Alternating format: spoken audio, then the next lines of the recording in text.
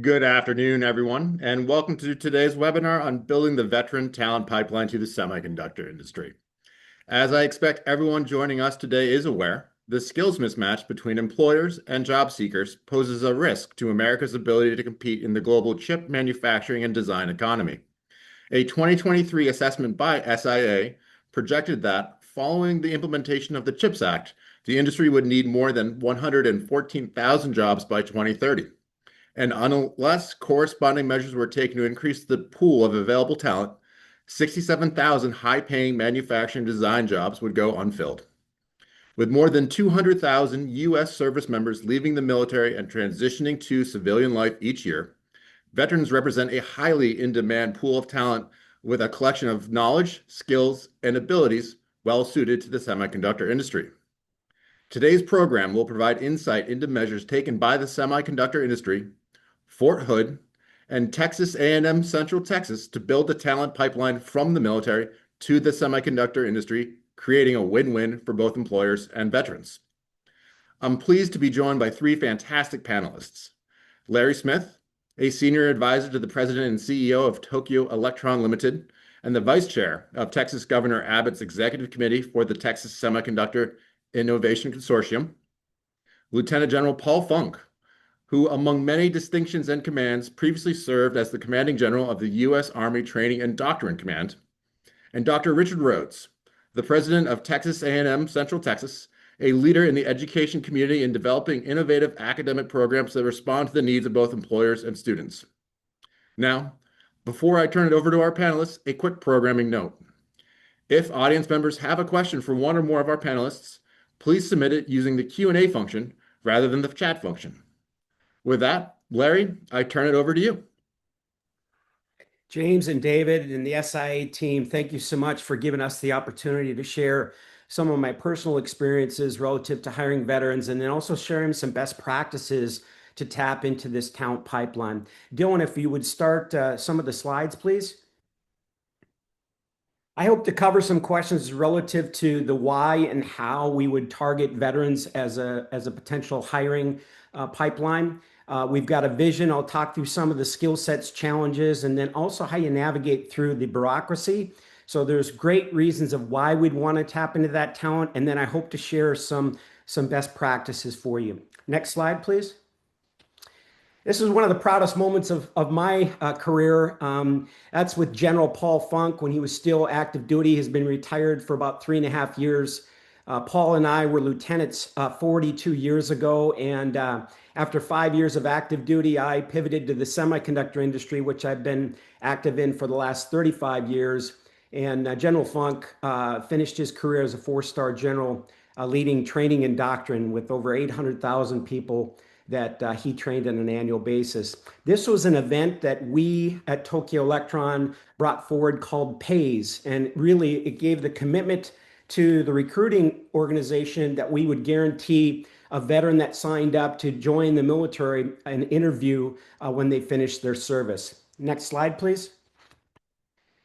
James did a really good job of covering what is the potential for the number of people that we need to fill out the factories that are being onshored relative to the CHIPS Act and the semiconductor industry expansion. Out of the 114,000 potential openings, General Funk and I just cast a vision a few years ago of what if we targeted roughly 20%. And that'd be a really good target for most companies to see where are we at today and where do we need to target to get to that 20% mark. And it could be 20 to 25,000 people coming from the veteran pipeline to come into our industry. So that's where the vision came from. Next slide. The military skills, there's a lot of direct translation of skill set that goes into our opportunities. But rather than looking at a direct job to job like a mechanic, I'd like to go to the next slide, which General Funk really gave me some coaching as we were navigating through this. Really, it's been about a 12-year journey for me personally. When Paul was a 1-star general, I wanted to get veterans into Tokyo Electron. And then I realized I could hire hundreds of people, but our industry had a much larger need, and started to talk with SIA and the Industry Association to just broaden the awareness of looking at this talent. But General Funk said, don't hire veterans to say thank you for their service, hire them for their attributes. So when you think of just these short list of attributes from attention to detail, dependability, initiative, leadership, cooperation, independence, but our narrative now relative to the semiconductor industry also has a very important national security element to it. So this is a good fit for veterans that have served the country and want to transition into wonderful careers. Already mentioned about 200,000 transition out annually out of the 1.3 active service members. This group here, with partnership with General Funk on the military and Dr. Richard Rhodes on the educational side, we targeted to put in a military talent pipeline center across from Fort Hood, the largest military installation within the US. And actually, we just left El Paso over the last couple of days to where we were meeting with both political leadership, educational leadership, and the military down at Fort Bliss to really target where are the largest installations that we could develop partnerships to bring the service members into our industry. Next slide. There are some very transferable training and certifications across the board that would apply. In my case, we've hired aircraft mechanics, Navy nuclear engineers, tank mechanics that have very transferable skills.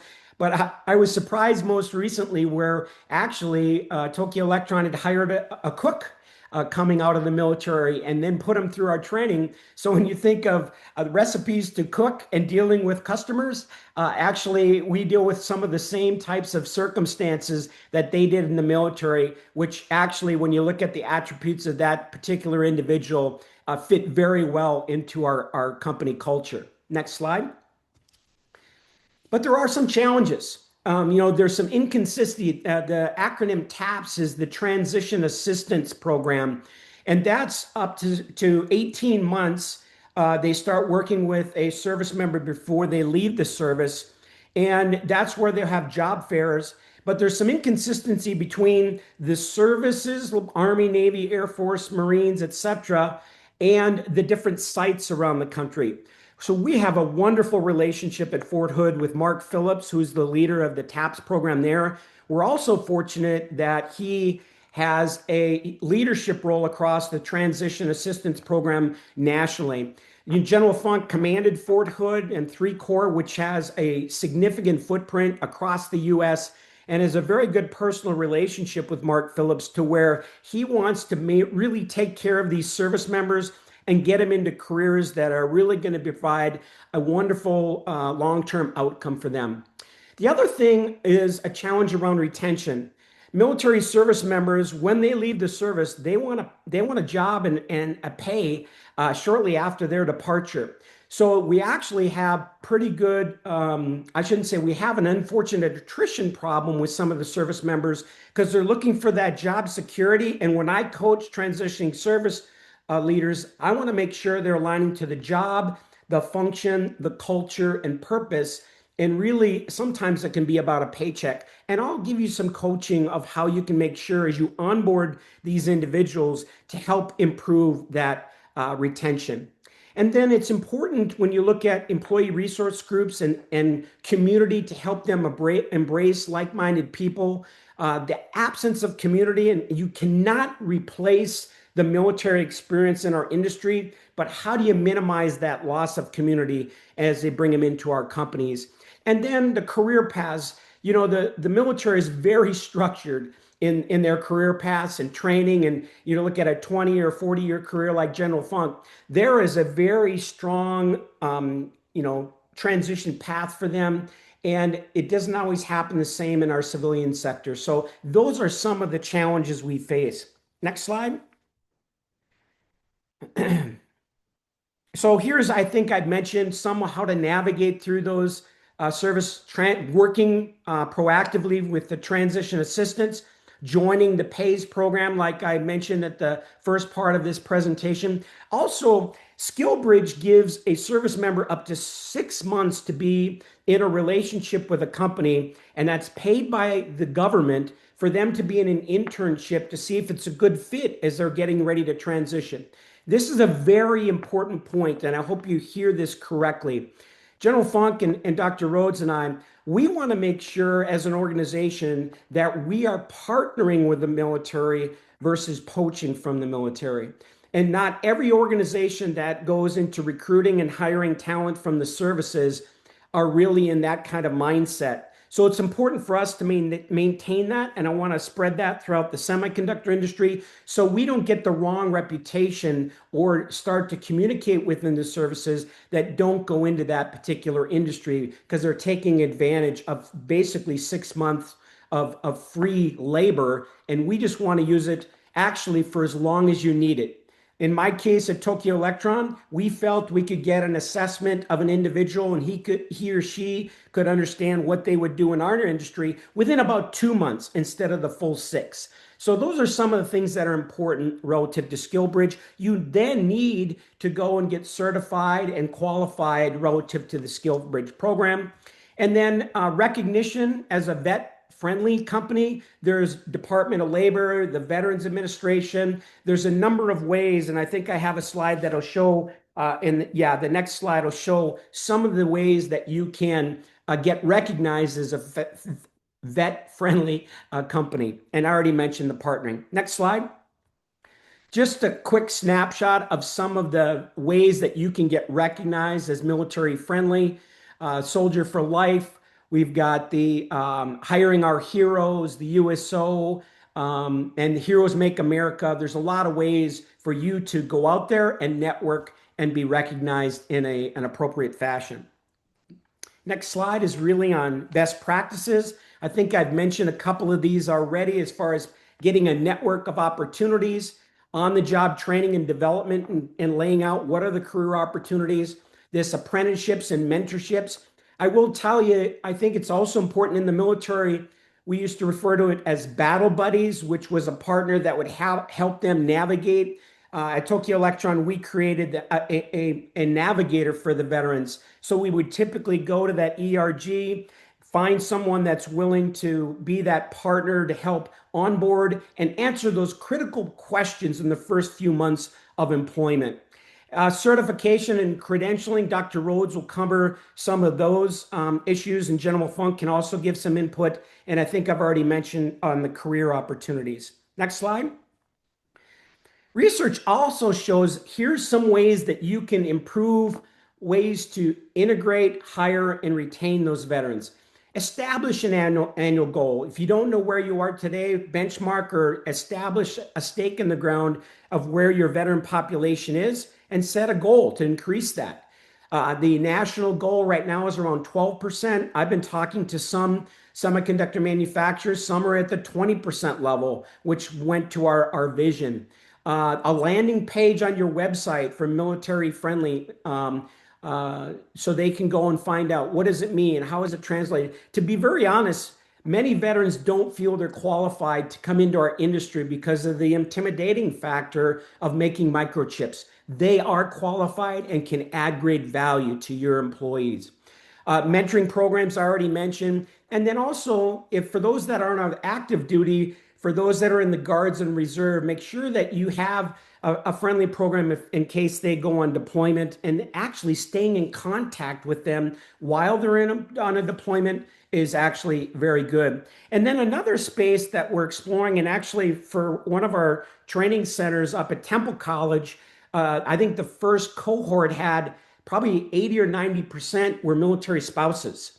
And so that's an even expanded untapped resources as we go through this training challenge. Final slide for me, and I'll turn it over to Dr. Rhodes, is this was a 5-week training program we did in collaboration in Central Texas with the semiconductor manufacturers, equipment suppliers like Applied Materials and Tokyo Electron, and the educational ecosystem with ACC or Austin Community College. And they were getting pushed by the industry leaders to get customized training. We brought the 5 industry leaders together, got to 85% of commonality with those training programs. And then we came away with what we called the STARS program, which is about a 5-week basic training on the semiconductor industry. And then that allowed each of us to take those individuals and then put advanced IP training on the particular equipment. We all sent a couple of individuals, experienced and new employees, to go through this process to give appropriate feedback. And we're more than a year into this particular program. That's it for me. I'll turn it over to Dr. Rhodes to give an update of what we're doing at Central Texas. Let's hold on that slide, Dylan. I think you can go to Dr. Rhodes' slide, and we'll come to that at the end. All right. Thank you. Hey, thank you, Larry. And I will take over from here. And I think we've got some slides that you can pull up for me there, Dan. So you can go to the next one right off the bat.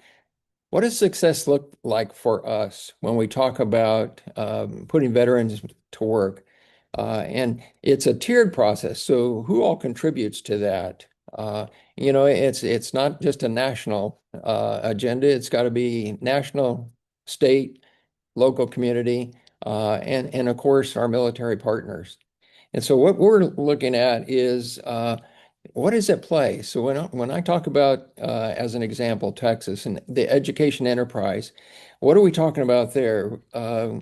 First of all, we've got to find the right pathways because at Fort Hood, as an example, we have about 1,200 to 1,800 soldiers who are transitioning out of the military and going into civilian life again as veterans. And so, how do we make sure that we understand what the needs are? What are the critical pathways to get them living wage jobs and make that transition as smooth as possible and provide the right types of support necessary? But it's looking at what pathways are we going to focus on? And to do that, we also have to understand what are the skill sets that they're exiting the military with, and how does that align with, some of the programs that they'll go into, whether it's short-term training programs or into an associate degree pathway or a bachelor's degree pathway. It is incumbent upon higher education to find better ways to align those resources necessary for soldiers to get back into the civilian life, such as looking at credit for prior learning. What are the skill sets they exit the military with, and how do you give them credit so that they don't have to prove that they already have that knowledge and skill sets? But it's also stackable credentialing. So Larry talked about, some short-term programs like the STARS program at Austin Community College. So how do you use that short-term training and stack it towards an associate degree or stack it towards a bachelor's degree and give them credit for those short-term training programs where they get certifications? One of the other ways is, we've got to make sure that we're also talking about not just the soldiers, but as they transition out, so do their families. And so what is necessary to make sure that we have the right resources for not only the soldiers, but also the soldiers' families? So that's what I mean by veteran recognition, is understanding the skill sets and understanding the family and who is exiting. Soldier education benefits, and we look at what are they entitled to as they're in the military and then as they transition out. So, part of that is understanding what are the tuition assistance benefits that they receive, but also what are the GI Bill benefits, whether it's the post 9/11 or the Montgomery. But we have to understand that in education, we have to understand what those benefits are, but also thinking outside of the box and what are some training opportunities while they're in the service that can be done on a contractual basis, such as in cybersecurity, to where we can give them certifications in some training, short-term training, but also make sure it aligns with courses that when they exit and they say, I want to go ahead and get a bachelor's degree, those certifications transition and translate into courses towards a bachelor's degree or an associate degree. And then we look at, the federal government too. And I'm going to talk about different tiers. So not just the federal tier, state tier, local community, but also educational systems. And how do we maximize that by aligning them together in a tiered resource network? So if you could go to the next slide. Larry already talked about Austin Community College, but this is off of their website. And this is the STARS program. And it's got industry partners. I'm familiar with it because we started it prior to becoming the president of Texas A&M Central Texas. I was the chancellor of Austin Community College. Great partners who contribute to the program. And Larry kind of defined what that was and what the process was. But excellent, get your feet on the ground, get into a career on a fast pace, 5 weeks, and get the right skill sets necessary to hit the ground running. But also, once again, how do we use that as a stackable credential towards an associate degree or a bachelor's degree, and making sure that those are aligned? And if you go to the next slide, here's another community college that we partner with, and that's Temple College down the road in Temple, Texas. And they have installed what's called the Root system, which basically is a simulated clean room, but with all of the training technology necessary for the semiconductor industry to get certifications leading towards a associate degree. And in partner with Texas A&M Central Texas, we have been putting together a Bachelor of Applied Arts and Sciences specifically designed for the semiconductor industry. And so aligning those together with our partners at the community colleges and at the university, making sure that we align that also with the skill sets that soldiers exit the military with, making sure that we use innovation plus collaboration, because that's what actually equals transformation. And we've got to work that together. If you go to the next slide, I'll talk about, we were fortunate enough at Texas A&M Central Texas. We call it the Forge Development Center, but it is a military talent pipeline center. And as Larry said, we're not poaching. What we're doing is accommodating a transition that happens. And so we were fortunate enough from one of our Congressman Pfluger, to get a HUD grant for urban renewal development. And so federal dollars coming in, $2.5 million of federal money coming in for urban renovation of a facility. Now that facility happens to be owned by the Killeen Economic Development Corporation. They are providing that thanks to the City of Killeen and the Economic Development Corporation. They are providing space to us to create that military talent pipeline at no cost to us. So they're not charging us a lease. So here's collaboration, federal funding, and then we got local funding. Next, we went to the Texas legislature and asked for operational funds for the military talent pipeline. And thanks to a couple of our local Senator Flores and also Representative Brad Buckley came forward and made sure that we got the operational funds of $2 million to get this up and running. So here again, we've got federal dollars, we've got local dollars, and we've got state dollars coming together to provide this network of training necessary and opportunity for veterans and their families to get in the right career paths. So we're looking at, for that of facility, probably having a groundbreaking on that facility, and it's really a renovation breaking in late April, and to start construction as soon as September. That facility will be up and running operational. It is also planned to be an incubator site to make sure that those who exit and want to start their own business have an opportunity to help develop product before going to market and have some space to do that. Another good example of where that is happening is at Austin Community College at what's called the Impact Center for Advanced Manufacturing. And so It's good if you can see this in action. And as Larry will tell you later, we are open to provide tours, whether it's at Temple College, and see how they are attacking the issue, or Austin Community College or Texas A&M University Central Texas, and what we're doing with the military talent pipeline.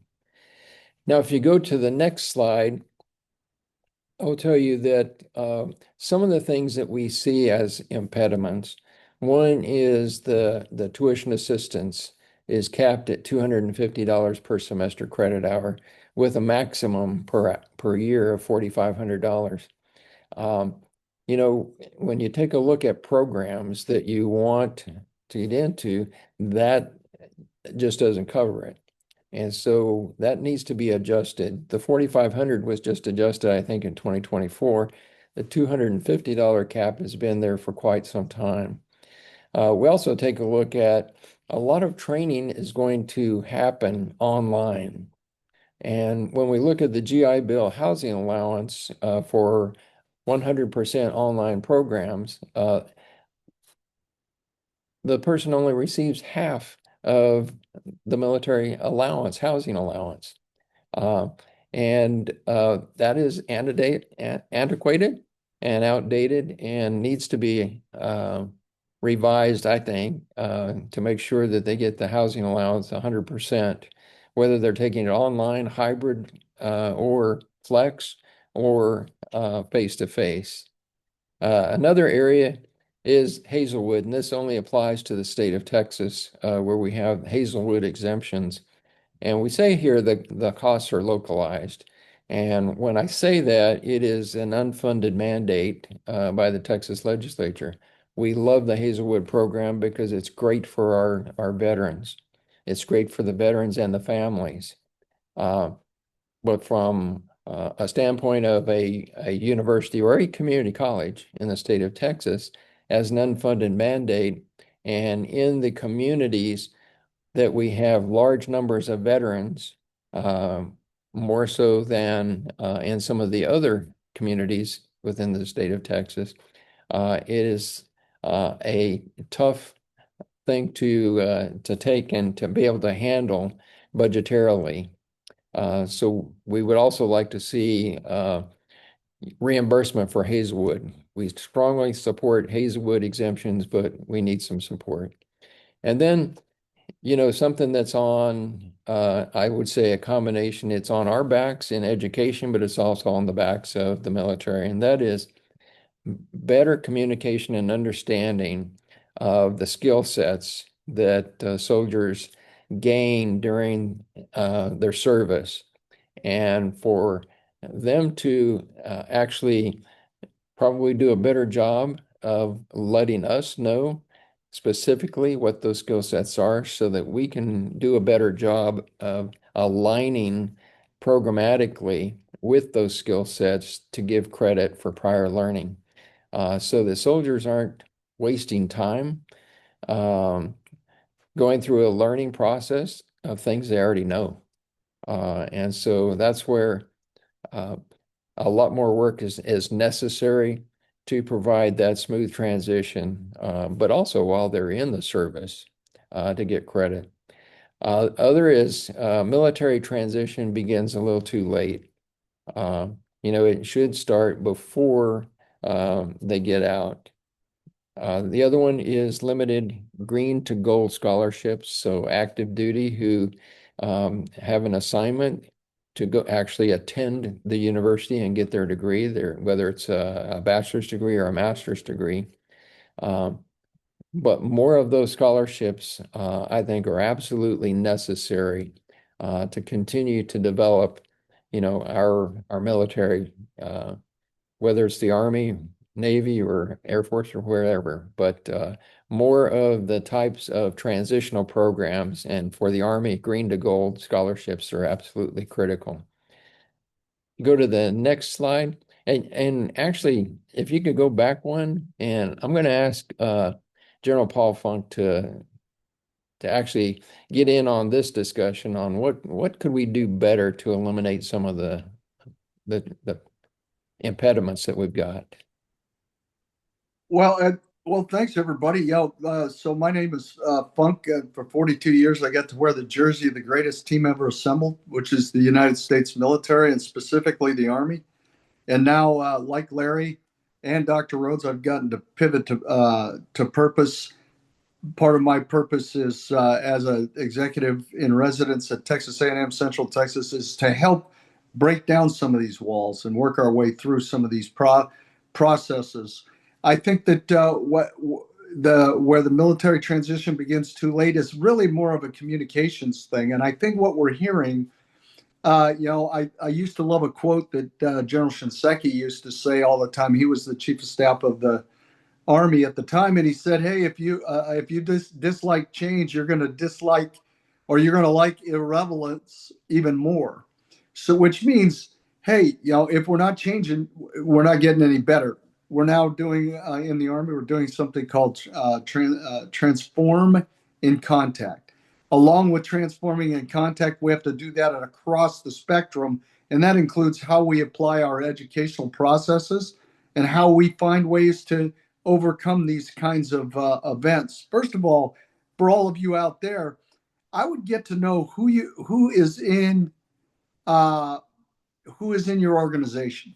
How many veterans do you even have? And when you talk to the veterans, do they have an employee resource group or an employee support group?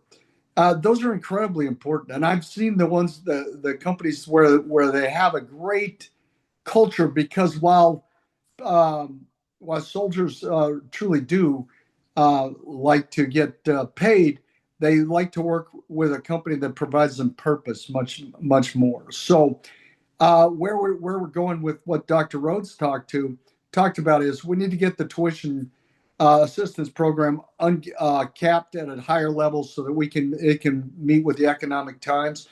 0.4% of the nation serves in uniform. I think this is a national level discussion we need to have on maybe that is something that we ought to really bring to service to the nation, right? We should be rewarding those who are willing to serve for all of us.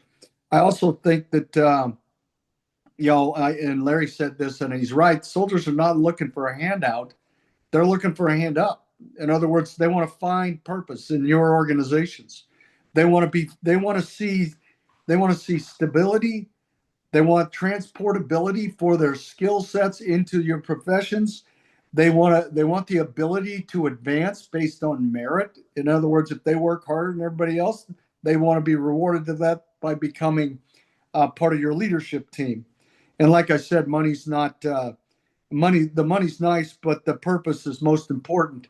What those that are transitioning are really looking for is to find their tribe. Submariners love submariners. Aviators like aviators because they like to talk with their hands. They have all kinds of different purposes, but what they're really looking for is finding their tribe in your organizations. I think I really do believe that what Dr. Rhodes has laid out here on the resource potential and things like that is something we really got to look for. We need to adapt both our legislation and our policies as it relates to credentialing, stackable credentials, accreditation across programs. I think we need to take a whole nother look at that program. And then finally, I think what we really need to understand is what are you getting when you have a veteran in your organization? In the Army, which I know extremely well, there are over 190 military occupational specialties, everything from armor to xylophones. It can be trained and used in our Army. And so to say that, oh, we don't want to hire a vet, or we're worried about veterans because they're short tempered and all that business, I think is a little short sighted. We're not all just packing guns and looking for a fight. But as you've seen it lately, if you want to fight with the U.S. military, you're looking for some problems. So I'll leave it there and then go to. I really like the idea about alignment. Both Larry and Dr. Rhodes have talked about alignment, pivoting to purpose, and providing our veterans and their spouses with second careers that allow them to grow and develop and become even greater citizens. So I'll pass it back to Larry. James, I just have a couple points of clarification as we've gone through this discussion so far. Number one, the military transition pipeline is primarily for field engineers and maintenance technicians, and that wasn't clear, throughout the conversation so far. About half my company were field engineers. So again, looking at a Pareto of opportunities rather than trying to provide the full spectrum of need, and there will be those officers or senior leaders that could move into tech support, process engineering, research and development, and others. But what we've presented today is primarily in that technician or field engineering opportunity. And then one additional clarification at Fort Hood, Dr. Rhodes mentioned 1,800. That's 1,800 people a month that'll be transitioning out. And so there is a pretty solid pipeline. Fort Bliss, which we just left. Paul, I'm trying to remember if it was 5, 6, 700 people per month, but we're looking at a significant number of people that are transitioning out of the service each time. James, I'll turn it over to you. Well, thank you, Larry. Thank you, Dr. Rhodes, and thank you, General Funk, for a fantastic presentation. We've gotten a good number of questions in the chat, but keep them coming. And forgive me if yours doesn't get answered. I don't think we'll be able to get through them all. Three wonderfully informative presentations. From a process standpoint, we love process. I'll start off, with one for each of you individually before kicking a couple of them to you for the group as a whole to consider. And so, starting with that, Larry, starting with, pointing at ourselves first, what action can the semiconductor industry and government take to increase separating service members' awareness of job opportunities within the semiconductor industry? James, thanks. I've mentioned a few of them of how you as a company can attract the talent. I think as an industry, we have to break down some of the barriers to the veteran to understand how they can contribute to our industry. And so when we're looking at, we want your attributes, we'll train you. I think if you as the leaders of the industry as part of SIA can provide a website link that educates veterans on how they actually could come into this industry. I think those types of initiatives would be very helpful. If you could get stories from the veterans that actually are part of your organization right now and post videos in that particular link to say, hey, I was X in the military and I now do Y at this corporation. And this is what I've learned, and this is what I enjoy, to reinforce some of the things that the three of us have talked about, whether it's the education and experience and stackable credentials, to how your military experience translates to what they enjoyed from a culture or the purpose of the semiconductor industry relative to national security, would all be really helpful in framing the narrative. Great. And this question came in for General Frank. We discussed some of the challenges in helping separating service members communicate their skills. How can the armed forces better assist separating service members and veterans communicate their technical and intangible skills to employers in the industries? I think thanks, James. I think, frankly, we got to get to know each other again. I think you need to get out and come to organizations there are military organizations in every state, whether it be National Guard, Reserve, or the active force. And I think we got to get to know each other again and then start having these kinds of conversations intermixed with maybe taking an opportunity for the services to lay out even further, especially in this TAPS program, the Transition Assistance Program. We got to go from the 1980s into the 2020s in that program. We got to raise up the awareness. We got to open the aperture to allow industries to come in there and present what it is they do and how they do it. And that's so that soldiers can then take that information in early enough where they can make an informed decision. So it really does devolve down into communication. Also, stackable credentials are a must. You'll hear that from Dr. Rhodes and Larry, because learners are earners, right? So those that have the right credentials are getting moving forward in our industries, and so that's very important as well. Thanks. Great. Thank you, General Funk. And for Dr. Rhodes, prior to joining Texas A&M Central Texas, you retired from Austin Community College District. How has your experience as the president of a community college system informed your current leadership, and what lessons can other baccalaureate granting institutions take from community colleges to better serve veterans? I think, it's creating that fine transfer partnership relationship. So understanding and having that relationship between the community college and the university is absolutely critical to make sure that your programs are aligned. So I don't, if it's a bachelor's degree in mechanical engineering with a focus on semiconductor industry, making sure that those credentials that are offered at the community colleges are stacking towards that bachelor's degree. And that doesn't happen by coincidence. It's intentional, and it has to be, General Funk continues to say communication, communication, communication. And that's exactly what it is. It's having that communication and that relationship that exists. Having worked in the community college environment for over 40 years, and then coming into the university environment, and one thing I need to clarify is Texas A&M University, Central Texas is one of only two universities in the nation who are upper division and graduate school only. We do not offer freshman and sophomore courses. So it is incumbent upon us to basically make sure that we have communicated on those first 2 years and what the expectation is going into the second 2 years of a bachelor's degree, and that we provide those bridges and that close relationship.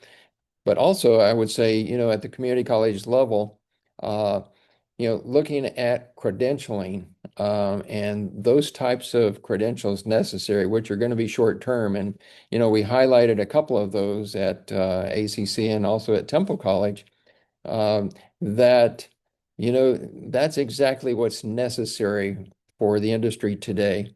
But it's also those that already have bachelor's degrees, learning is forever. And so making sure that we continue to update, whether it's a result of AI and what's going to be necessary to infuse that within curriculums. Um, Moving on a dime is what has to happen today in higher education. Great. And I'm going to open this one up to the whole group. Forgive me, guys, I'm paraphrasing a little bit here.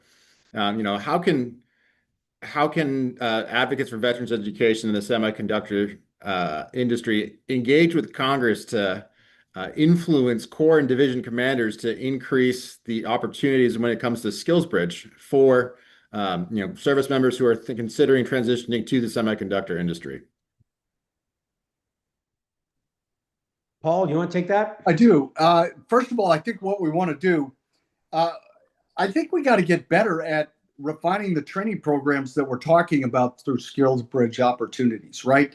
Larry hit this right. If you don't need 6 months to learn your profession, let's get it down to a manageable level, because those corps commanders and division commanders are responsible for the readiness of their force. And when a person is in the skill bridge program, while they are still assigned in a unit, consequently, if they're not there, they'll count against the unit for readiness purposes. That matters. Why does it matter? Well, it matters because that's how they're actually funded, that's how they're actually resourced, and that's how they're actually measured against what it is their purpose is in life, which is to win the nation's wars. So I think together at a national level in the policy realm, I think we should say things like up to 6 months. I think we should be very clear that our training programs are maybe perhaps 8 weeks long, 10 weeks long. I think it's worth having a conversation. If you really want someone and you really want them to be in your program, pick up the phone and call that commander, that soldier, that sailor, that airman, that they know how to get a hold of their commanders. So they'll give you the number. You call them and say, "Hey, I really want to do this. I'll figure out the way to do this so that if something happens, we'll get them back to you." And so I think it really does. It needs to be a two-way communication, and we really need to understand just exactly how much time it takes to get uh, proficient in what it is we're trying to get done. Great, thank you. And this is another one for the group from the audience. When it comes to the recognition and the awards that the employer community receives regarding being a veterans-friendly workplace, is there anything you guys can share regarding how that's communicated to active duty service members, or how that improves with either recruitment or retention? Yeah, I'd be happy to handle that, James. At Tokyo Electron, Kathy Garner from my HR team, who was very passionate and helped us, get to that military-friendly recognition through DOL and others. And it forces you to do some things intentionally so that you get the recognition. And then we use that in our job postings. We put it on LinkedIn. We advertise. We've had actually, I personally have been interviewed by GI Jobs and some different magazines that can help advertise to veterans of why they would come into the industry. So it does give you some brand recognition. It gives you the ability for veterans to look at, oh, wow, this company actually understands us and has attracted veterans in the past. So I think it's worth the investment and time to get that recognition so it helps in your recruiting process, but also in the retention.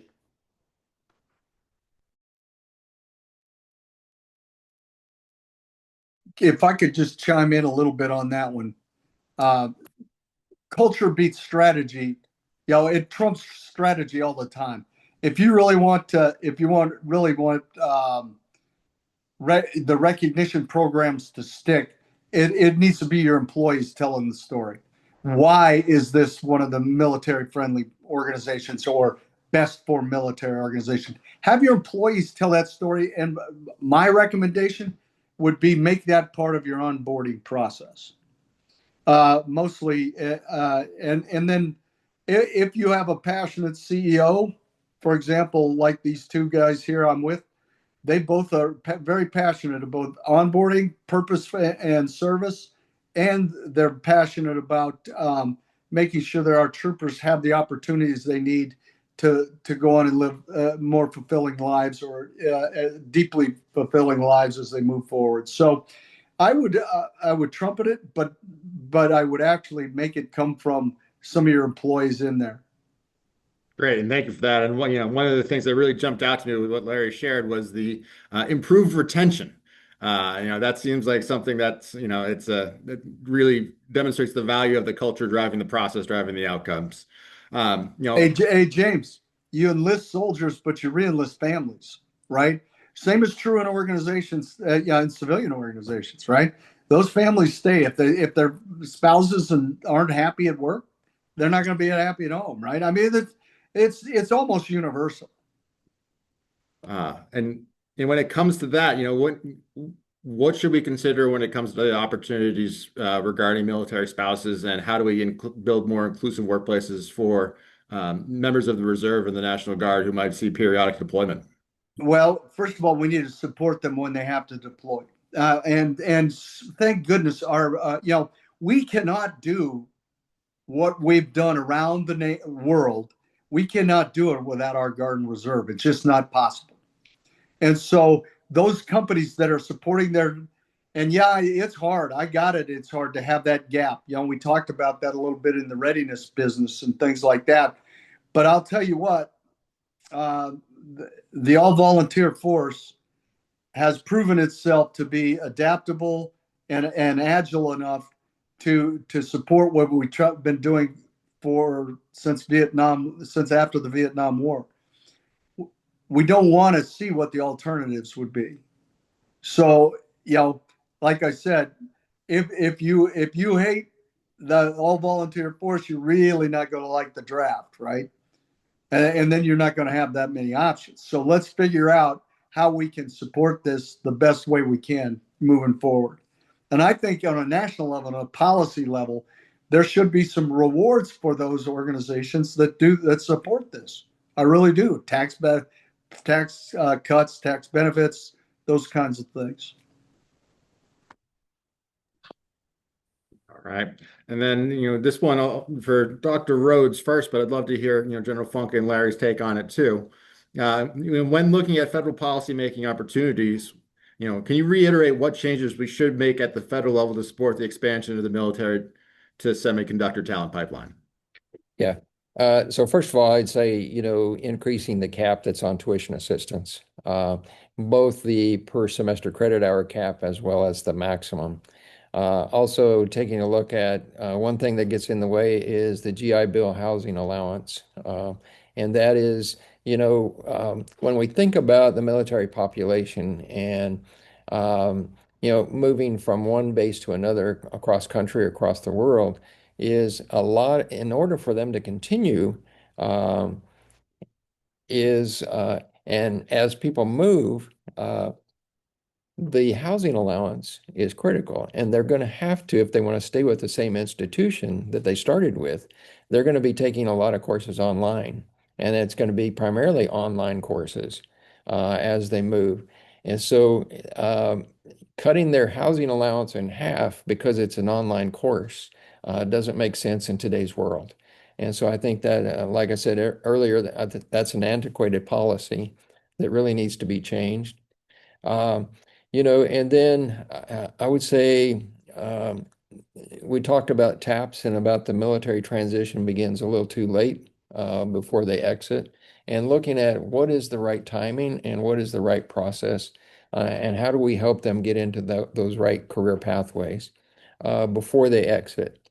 And then increasing, I would say, green to gold scholarships for soldiers. If you put all those together, I think that's really going to make for a better transition for the soldier and the families. James, if I could add a couple comments on policy, there's a couple of draft legislation that are ongoing right now, and I testified here a few short weeks ago. There's one HR 4105 Vets Act of 2025, which is helping veterans get into the energy industry. Well, it's kind of tied. So we talked about the importance of how that could also be impacted in the semiconductor industry. I think the value of that bill going through the process in the House is somewhere in the tune of like $300 million over 5 years. There's another one, HR 7103, which is drafted by Congressman Abe Hamada. He's in Arizona. He represents the TSMC facility.